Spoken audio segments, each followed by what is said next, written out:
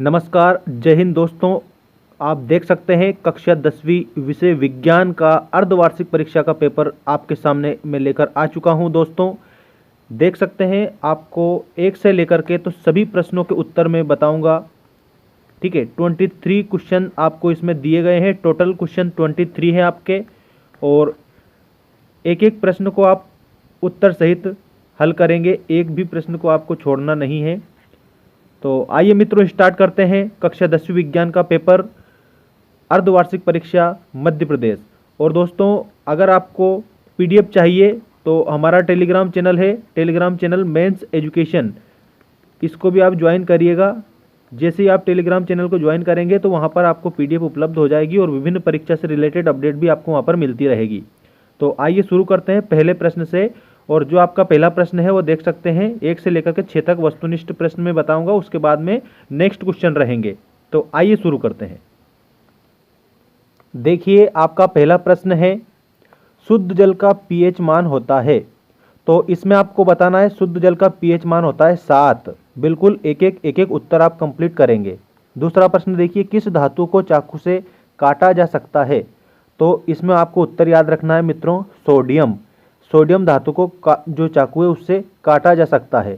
ठीक है, मैंने सारे उत्तर आपको बताए हैं, देख सकते हैं एक एक प्रश्न का उत्तर आपको मिलेगा। ठीक है, देखो अगला प्रश्न है, अपच का उपचार करने के लिए निम्न में से किस औषधि का उपयोग होता है। तो एंटासिड औषधि का उपयोग होता है। मनुष्य में वृक्क एक तंत्र का भाग है जो संबंधित है, किससे संबंधित है, तो उत्सर्जन से संबंधित है। बिल्कुल अच्छे से आप इसको याद रख लेंगे, उत्सर्जन से संबंधित है। अगला प्रश्न देखिए, विद्युत धारा का एसआई मात्रक है। तो इसमें आपको एम्पियर याद रखना है, एम्पियर विद्युत धारा का एसआई मात्रक है। मित्रों अगला प्रश्न देखिए, अगर चैनल को सब्सक्राइब नहीं किया है तो जल्दी से जल्दी चैनल को सब्सक्राइब कर लीजिए ताकि आपको आने वाली अपडेट इसी प्रकार मिलती रहे हर पेपर की। यदि किसी विलयन का पीएच मान 9 है तो वह विलयन होगा। तो आपको याद रखना है वह जो विलयन होगा वो क्षारीय विलयन होता है। ठीक है, ये यहाँ पर आपको लिख देना है अच्छे से, क्षारीय। इसके बाद में अगला प्रश्न है आपका, अनाक्षी श्वसन किस में होता है। तो देखिएगा मित्रों, इसमें आपको जो क्वेश्चन दिया है अनाक्षी श्वसन होता है माइटोकॉन्ड्रिया में। ठीक है, तो इसको आप इस पे लगाएंगे जो कि आपका ऑप्शन नंबर फर्स्ट ही दे रखा है, ए वाला, माइटोकॉन्ड्रिया। अगला प्रश्न है, विभवांतर किससे मापा जाता है। तो इसमें आप वोल्ट मीटर लगाएंगे, वोल्ट मीटर, इसमें विभवांतर मापा जाता है, याद रख ही लेना एक ही बार में। इसके बाद में रिक्त स्थान आ चुके हैं, ये रिक्त स्थान की पूर्ति कीजिए।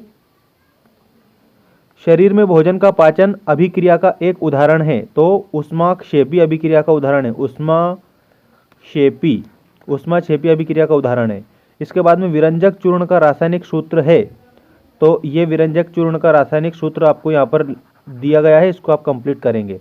धातुओं को खींचकर पतले तार बनाए जा सकते हैं, इस गुण धर्म को कहते हैं, तो इसको कहते हैं तन्यता। ठीक है, और धातुओं को खींचने का गुण क्या है, तो ये तन्यता है, ऐसे भी आप याद रख लेना डायरेक्ट। ठीक है, अगला प्रश्न देखिएगा मित्रों, बिल्कुल उत्तर सहित। लार में एक एंजाइम होता है जिसे कहते हैं एमाइलेज।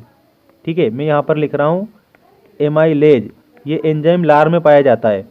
अगला प्रश्न है, जलीय विलयन में क्षार आयन देता है। तो OH- ऐसे याद रखना। ग्रेफाइट विद्युत की होती है तो सुचालक होती है। ग्रेफाइट विद्युत की क्या होती है, तो आप बताएंगे ग्रेफाइट विद्युत की सुचालक होती है। बिल्कुल अच्छे से आप इसे कंप्लीट करेंगे।